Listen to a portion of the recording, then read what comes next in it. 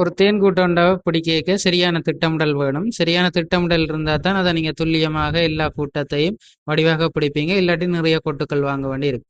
அப்ப நாங்க இதை திறந்து பார்க்குறோம், எப்படி இதுன்ற வத அமைப்பு இருக்குது, உள்ளுக்குள்ள அமைப்பு எப்படி இருக்கிறார், அதை எப்படி நாங்க எடுக்க போறோம் பார்த்து அந்த கத்திப்பாட யோசிக்கிறோம். அதாவது கிடப்பாட்டுல நீங்க சரிப்பீங்களா இருந்தா வதையல் வந்து விடப்படும்.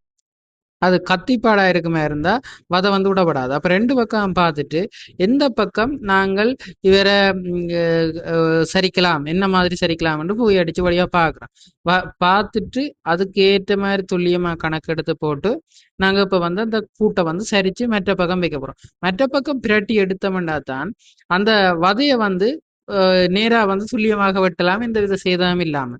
அப்ப உள்ளுக்குள்ள வந்து கஞ்சல்கள் குப்பைகள் எல்லாம் இருக்கும். என்னோட சாய்பட்டி தானே கனகாலம் பாவிக்காம இருக்கணும், தேனியை கண்ட உடனே அதை விட்டுட்டினம் வேண்டாம்.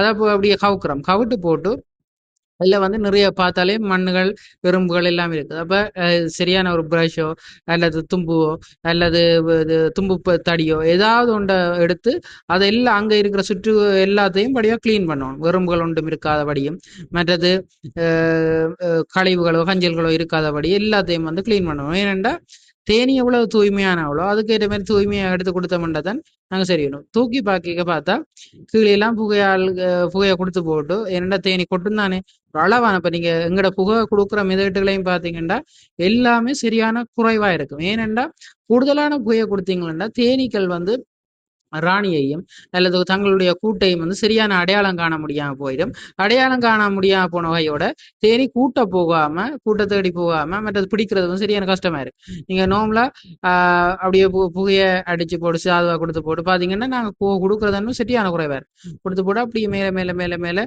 தூக்கி கொண்டிருக்கோம். ஃபுல்லா அப்படியே தூக்கி ஃபுல்லா வெளியில எடுத்தோம்னா உள்ளுக்குள்ள அவ்வளவு கழிவுகளும் கஞ்சல்களும் வேண்ட ஆயுதங்களும் இருக்கு. அப்ப ஒண்டா கிளியர் பண்ண போறோம். எல்லாமே கிளியர் பண்றது எங்களோட பயிற்சிக்கு வந்த ஆக்கள்லாம் எல்லாருமே ஃபுல்லா ஒண்டா கிளியர் பண்ணிக்கலாம்.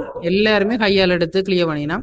ஒரு அதாவது தேனீகளை நோக பண்ணாம தேனீங்களுக்கு எந்த வித சேதம் ஏற்படுத்தாம ஒண்டா கிளியர் பண்ணணும். கிளியர் பண்ற கையோட மிக முக்கியமான விஷயம் இந்த கூம்பு. கூம்பு தான் ஒரு தேன் கூட்டத்தை பிடிக்கிறதுன்ற மிக முக்கியமான ஆயுதம். நீங்க சிமோக்கர் இல்லாட்டியும் பரவாயில்ல, கூம்பு இல்லாம பிடிக்க போறது வந்து ஒரு முட்டாள்தனமான விஷயம். கூம்பு வந்து மிக எளிமையானது. அது ஒரு பயில் மட்டை ஒன்று எடுத்து அதுல சொரசொரப்பு பக்கம் இருக்கு, பினிஷான பக்கம் இருக்கு. பினிஷான பக்கம் வெளியில வர மாதிரியும் சொரசொரப்பு பக்கம் உள்ளுக்குள்ள இருக்கிற மாதிரி நல்ல கூம்ப சுத்தி போடு, சீனி சுருளானே சுத்தி போட்டு அப்படியே அந்த ஒரு ஒரு உயரமான பகுதியில எங்க அந்த கூடு இருக்குதோ அந்த கூட்டுண்ட உயரமான பகுதியில நீங்க வச்சு போட்டு எல்லா கூட்டுல இருக்கிற எல்லாத்தையும் நீங்க அகற்றுறீங்க. அகற்றேக பூச்சிகள் எல்லாமே பாதுகாப்பு தேடி ஓடிக்கொண்டிருப்பினோம். அப்போ உடைய அந்த கூம்பு வந்து சரியான பாதுகாப்புன்றது அதுகள் அடையாளப்படுத்துமே. ஏனென்றா அது வந்து பரிவு முறை என்று சொல்றது. பரிவு முறை மூலம் அதன் இரைச்சல்களை தேடி போயிருக்க அந்த உள்ளுக்குள்ள வந்து எல்லா தேனீக்களும் வந்து ஒடுங்கி கொண்டிருப்பினா. அப்ப நீங்க எந்தவித பயப்படாம எந்தவித சலனமும் இல்லாம கூம்பு இருக்கிற தைரியத்துல நீங்க எந்தவித சலனமும் இல்லாம கூட்டை வந்து அதுல இருக்கிற கழிவுகளை வந்து அகற்றலாம்.